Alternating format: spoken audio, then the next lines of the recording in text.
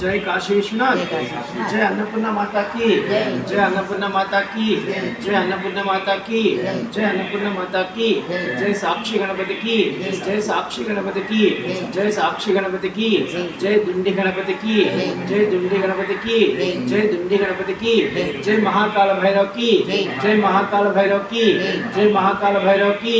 काशीलोनि समस्त देवी देवतలకు, కాశీలోని సమస్త దేవీ దేవతలకు, కాశీలోని సమస్త దేవీ దేవతలకు సర్వే జనా శుక్రో. ఈరోజు మనకున్నటువంటి 18 పురాణాలలో ఒక పురాణం స్కంద పురాణం. ఈ స్కంద పురాణంలో 83,000 కంటే ఎక్కువ శ్లోకాలు ఉంటే ఈ 83,000 శ్లోకాలలో 4 భాగాలుగా విభజించారు. అందులో ఒక భాగము కాశీఖండం. ఈ కాశీఖండంలో 13,000 శ్లోకాలు మాత్రమే ఉన్నాయి. ఈ 13,000 శ్లోకాలలో మనకి కాశీ క్షేత్రంలో ఉన్నటువంటి 47,000 కోట్ల శివలింగముల గురించి చెప్పబడి ఉంది. ఎన్ని శివలింగములు? 47,000 కోట్ల శివలింగములు.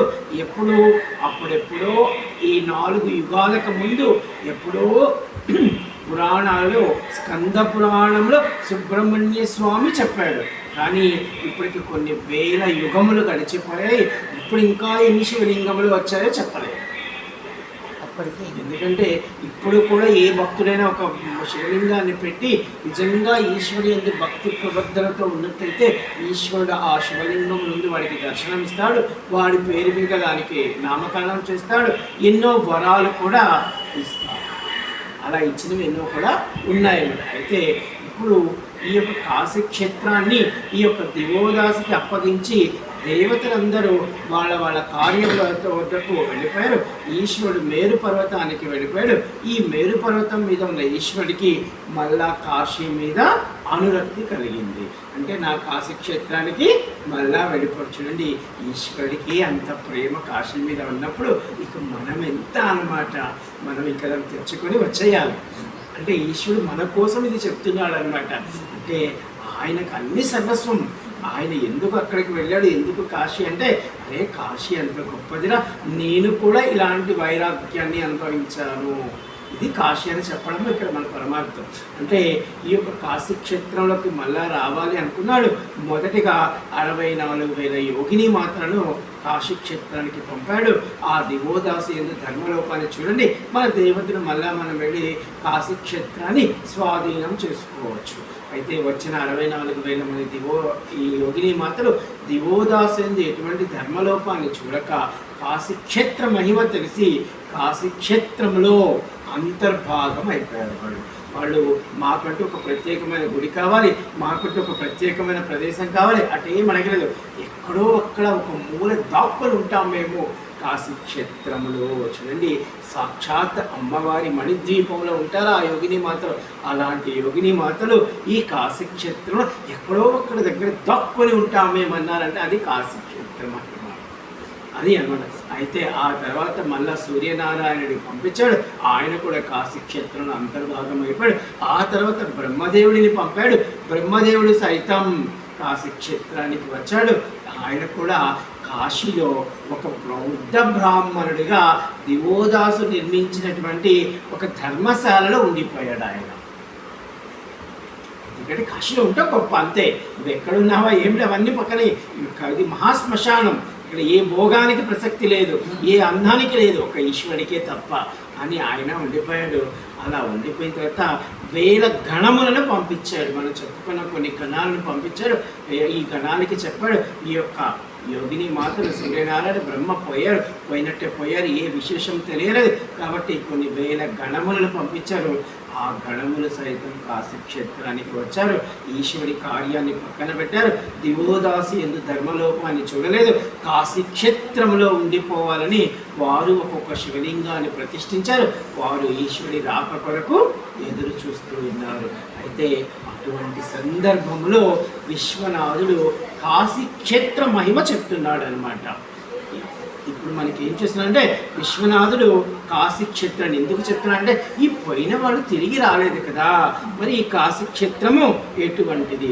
కాశీఖండం 55వ అధ్యాయంలో 61 శ్లోకాలలో మహాదేవుడు కాశీక్షేత్రంలో వర్ణించాడు.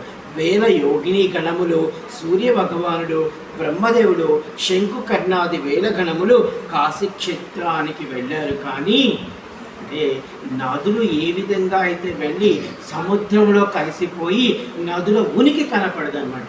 ఇప్పుడు చూడండి, గంగమ్మ తీవ్ర రూపాన్ని దాల్చి ఉంది. ఈ గంగమ్మ అలా వెళ్ళిపోయి ఎక్కడో సముద్రంలో కలిసిపోతుంది. ఈ గంగమ్మే కాదు, అన్ని నదులు పోయి సముద్రంలో కలిసిపోతాయి. ఈ సముద్రంలో కలిసిపోయినప్పుడు మళ్ళీ ఏ గంగ నదియో, ఏ యమునా నదియో, ఏ సరస్వతి నదిని చూడటానికి కుదరదు, కానీ సముద్రమే. ఇంకా ఆ విధంగా ఇక్కడ దేవతా సమూహాలందరట ఈ కాశీక్షేత్రానికి వచ్చి ఈ కాశీక్షేత్రంలో కలిసిపోయారు అని ఎవరంటున్నారు? సాక్షాత్ పరమశివుడు అంటున్నారు. సముద్రంలో ఏ విధంగా అయితే నదులు కలిసిపోతాయో ఈ యొక్క వెళ్ళిన దేవతా గణమంతా కాశీక్షేత్రంలో కలిసిపోయి వారికి ఉనికి లేకుండా చేసుకున్నారు. కాశీలో ఉన్నాం చాలా, అంతే. ఇది అనమాట గొప్ప. మా బామ్మ చెప్పినట్టు కాశీక్షేత్రమందు ప్రవేశించిన వారు నా ఉదరమునందు ప్రవేశించినట్లే. ఈశ్వరుడు చెప్పుకుంటున్నాడు, ఎవరు నిజంగా భక్తితో కాశీక్షేత్రంలోకి వెళ్ళి ఉంటారో వాళ్ళు నా ఉదరములోకి చేరినట్టు. ఇదే అనమాట.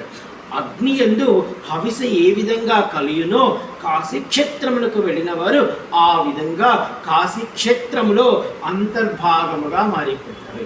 ఇప్పుడు చూడండి, మనం ఏదైనా ఒక యజ్ఞం చేస్తున్నామంటే 10 రకాల పండ్లు, 10 రకాల మన చీరలు, హవిసలు అన్నీ తెచ్చిపోయాం. అన్నీ కలిపి మన హోమంలో వేసేసామనుకోండి, హోమంలో తర్వాత చూస్తే బూడిదే కనబడుతుంది, భస్మం కనబడుతుంది. ఇప్పుడు ఏవి జామకాయలు, ఫ్రెష్ జామకాయలు వేసాము, 1 కేజీ ఫ్రెష్ ఆపిల్కాయలు వేసాము, లేదా ఒక మంచి పట్టు పీతాంబరము చీర వేసాము, పట్టు పీతాంబరం పంచ వేసామంటే ఏవి అవన్నీ కలిసిపోయి బూడిద అయిపోయాయి. అలాట ఇక్కడ చూడి, అవి ఎవరు చెప్తారు? నేను చెప్పట్లేదు, ఈశ్వరుడు చెప్తున్నాడు.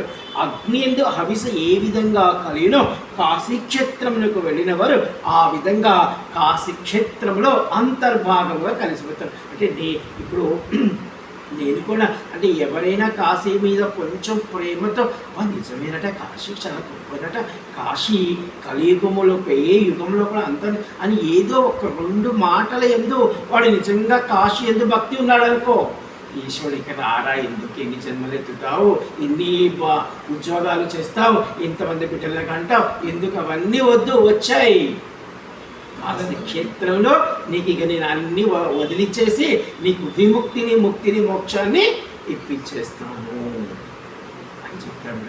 నిజంగా ఇది నా జీవితంలో నాకు అనుభవపూర్వకంగా అవుతుంది. ఎందుకంటే 40 సంవత్సరాలకి ఒక టీచర్గా, ఒక ప్రొఫెసర్గా ఉన్నవాడిని ఇక్కడికి వచ్చినప్పుడు ఏమో నాకు ఎంతమంది తల్లులు ఉండేవాళ్ళు, ఇప్పుడు ఇక్కడ వచ్చే వాళ్ళందరూ చూసుకొని వీళ్ళందరూ ఏ జన్మలో తల్లులు కావాల్సిన వాళ్ళు, మీ అందరికి ఏదో ఒక చిన్న సేవ చేస్తే ఆ జన్మ తీసేస్తున్నాడు ఈశ్వరుడు. ఇది చెప్తాడు. కాశీక్షేత్రమందు తిరుగాడు జనములట నా స్థావర జంగములు. ఎవరు కాశీక్షేత్రంలో తిరుగుతూ ఉంటారో వాళ్ళు నా స్థావర జంగములు, అలాగే వారు చేతనములు కలిగి నా సర్వలింగ స్వరూపములు.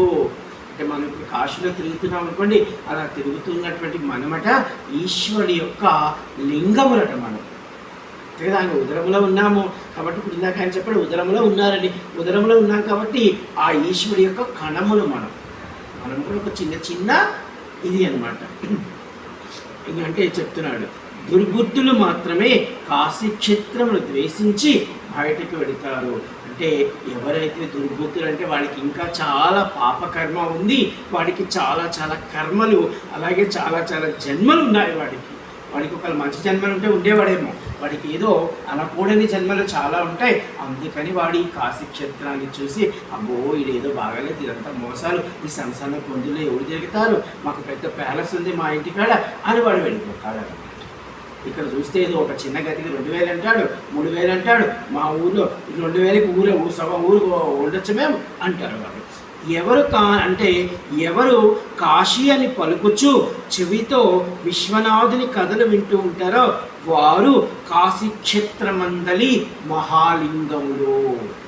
ఇది ఎవరు చెప్తున్నాడు? ఈశ్వరుడు చెప్తున్నాడు. ఎవరైతే కాశీ క్షేత్రంలో ఉండి వారట కాశీ కాశీ అంటూ ఈశ్వరుడి యొక్క కథ వింటే, అమ్మో ఇన్ని శివలింగాలు ఉన్నాయి ఇక్కడ అంటే, ఇన్ని శివలింగాల్లో ఈశ్వరుడి యందు భక్తితో ఏ గణము పెట్టిందో, ఏ దేవత పెట్టారో, ఏ దేవి పెట్టిందో, ఏ అష్టదిక్పాలకులు పెట్టారో, ఏ నవగ్రహాలు పెట్టారో అని మనం కానీ అనుకుంటూ భక్తితో మనం అలా వెళితామనుకోండి, అలా వెళుతుంటే